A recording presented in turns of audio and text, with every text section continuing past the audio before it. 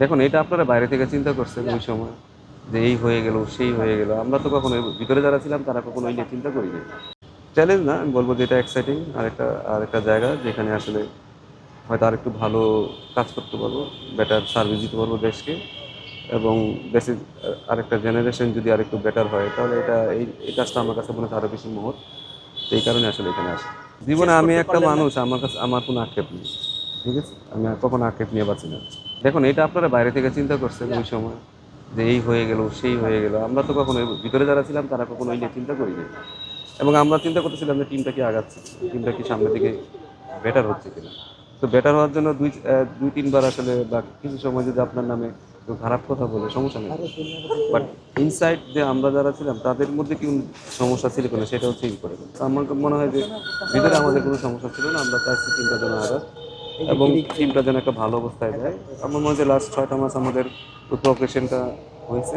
তার আগে দেখুন একটা যে কোনো মানুষের পক্ষে এসে তো আসলে সব কিছু চেঞ্জ করা সম্ভব না, এটা আপনিও জানেন।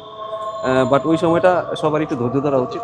আমি আমাদের দেশের মানুষজনকে বলবো যে একটু ধৈর্য, একটু মাঝে মাঝে বুঝতে হয় যে আসলে কখন ধৈর্য ধরতে হবে। কারণ আমাদের 5-6টা ম্যাচিউর প্লেয়ার যারা অনেকদিন দেশে সার্ভিস দিচ্ছে, তারা চলে যাওয়ার পরে তো একটা তো ভ্যাকেন্সি হয়েছে, এটাকে বললাম আর সাথে সাথে ফুলফিল করে ফেললাম, সেটা তো আসলে সম্ভব না।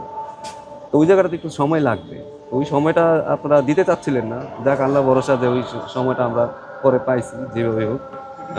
টিমটা এখন একটা ভালো অবস্থায় আছে, সেটা 3টা ফর্মেটই ভালো অবস্থায় আছে। ভবিষ্যতে আমি আশা করবো যে এরা আরও সামনের দিকে নিয়ে যাবে।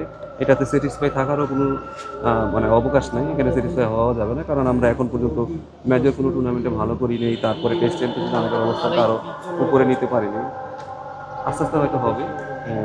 যেহেতু ছেলেরা এখন অনেক ম্যাচিউর হয়েছে, ভালো খেলতেছে এবং আমরা উইনিং এর কালচারের দিকে যাচ্ছি, যেটা আমাদের হয়তো আগে ছিল না। আমরা হয়তো একটা জিততাম, তারপরে আবার 2 সিরিজ পাবো না, 3 সিরিজ পাবো না। বাট এখন ছেলেরা ডে বাই ডে উইনিং এর কালচারের দিকে আসছে, একটা সময় এটা হ্যাবিটে পরিণত হয়ে যাবে। তখন আসলে আপনাদের এত চিন্তা করতে হবে না। জাস্ট যতগুলো টেস্ট আছে সেটাতে আমরা যেন না হারি, এটা আমাদের একটা ভালো লক্ষ্য হবে। যদি আমাদের এখানে সবগুলো টেস্ট ম্যাচ জিততে পারি এবং বাইরে যতগুলো সিরিজ আছে, যদিও টাফ সিরিজ, সাউথ আফ্রিকা বলেন, অস্ট্রেলিয়া বলেন, অনেক টাফ সিরিজ, সেখান থেকে যদি আমরা 2-একটা টেস্ট জিততে পারি, আমরা মনে হয় যে টপ 4-এ ফেস করতে পারবো। তাহলে এটা আমার মনে কাছে বলে যেটা অনেক বড় অ্যাচিভমেন্ট। দেখুন এটা ওগুলা চলে গেছে, ওইটা নিয়ে আমি এখন আর চিন্তা করতে চাই না। দিন শেষে আসলে সে রান করছে কিনা সেটাই হচ্ছে আসা, এবং টিমের চাহিদা অনুযায়ী সে খেলেছে। এবং দেখুন এরা অনেক ম্যাচিউর, তাদেরকে আসলে খুব বেশি শেখানোর কিছু নাই। এখন তারা এখন ম্যাচিউর, এবং আমাদের যেই কালচারটা যেটা ছিল যে অনেক সময় আমরা স্পুন ফিডিং করে দিতাম, সেটা থেকে আসলে বের হওয়ার চেষ্টা করতেছি আমরা। ছেলেরা যেন নিজেরা ডিসিশন মাঠের ভিতরে নিতে পারে। তো এটা যত বেশি ভালো হবে, তত ছেলেরা ম্যাচিউরড হবে, ছেলেরা তত ভালো ডিসিশন নেবে। প্রথম হয়তো 2-1 দিন ভুল হইতে পারে, বাট আস্তে আস্তে কিন্তু তারা একটা ভালো ডিসিশন নিতে পারবে। আমার মনে হয় যে জীবন যেটা খেলেছে তার নিজের ডিসিশনে খেলেছে এবং সে সেটা ভালো খেলেছে, অনেক ভালো খেলেছে। স্যার টিম ফর্মেট আপনি যে বলছেন ভালো লাগবে। টিম ফর্মেটে ভাই স্যার এখন ফিলিংটা কেমন হচ্ছে দলের মধ্যে? আপনি একদমই তো কাছ থেকে দেখেন, ড্রেসিং রুমে দেখেন, কোনো সময় দেখেন।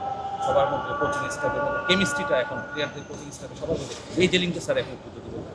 এই ধারাবাহিকতা যে লিঙ্ক আপনারা দেখতে পাচ্ছেন এখন, আগে তো দেখতে পাচ্ছেন না, এখন দেখতে পাচ্ছেন।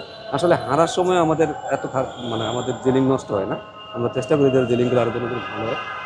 পরিবেশ অনেক ভালো, ছেলেরা নিজেদের আন্ডারস্ট্যান্ডিং বেটার হয়েছে, কমিউনিকেশন স্কিল বেটার হয়েছে, যেটা আমাদের সবচেয়ে বড় সমস্যা যে আসলে আমাদের ছেলেদের কমিউনিকেশন স্কিলটা আসলে অনেক বেটার ছিল না, এখন এটা বেটার হয়েছে।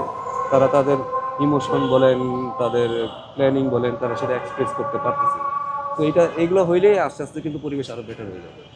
ব্যক্তিগত একটা প্রশ্ন করি স্যার, সামাজিক যোগাযোগ মাধ্যমে তো অনেক জায়গায় দেখছি যে আসলে আপনি আসলে এই সিরিজের পরে আর থাকছেন না, কিন্তু আপনার যে ছেলেরা ক্রিকেটার যারা যারা রয়েছেন তারা আপনাকে নিয়ে অনেক বেশি চিল মনে রয়েছে। একটা ফ্যামিলি ভালো, একটা হেলদি ফ্যামিলি বলা চলে। আপনি আপনার মানে পরবর্তী স্টেপটা একটু জানান। আমি তো বাংলাদেশ স্টেডিয়াম ছেড়ে চলে যাচ্ছি না। ওরা এখানে ক্রিকেট খেলবে, আমি এখানে থাকবো, কাছাকাছি থাকবো, বেশি দূরে যাচ্ছি না। আর এটা মিস মিস করারও তেমন কিছু না। হয়তো ড্রেসিং রুমের ভিতরটা মিস করতে হইতে পারে যে না ঠিক আছে ওই সময়গুলো অনেক ভালো ছিল। বাট এছাড়া কোচিং তো আমাকে করতেই হবে। দিন শেষে ওরাও আমার কাছে আবার আসবে। তারা যেহেতু যেহেতু এখন টাইগার নাই, সেটা আমার আন্ডারেই চলে আসবে। তো এখানে আসলে এত মিস করার কিছু নেই। কিছু থেকে সাপোর্ট করতে পারলেও যতটুকু পারি সাপোর্ট করবো, না পারলে করবো না। ন্যাশনাল টিমে কাজ করার ব্যক্তিগত ইচ্ছা আর কি নাই? না, এইগুলা দেখেন, আমি দিন শেষে আমি কোচ। আমি কোনোদিন বলি নাই যে আমাকে ন্যাশনাল টিমের কোচ বানাইতেই হবে। আমি কিন্তু বলি না আপনারা বানাইছেন, আপনারা দিয়েছেন, আপনারা বাইর করছেন, কিছু সমস্যা নেই। আর দিন শেষে আমি কোচ, আমি যেখানে কাজ করে মজা পাবো আমি সেই কাজটাই করবো।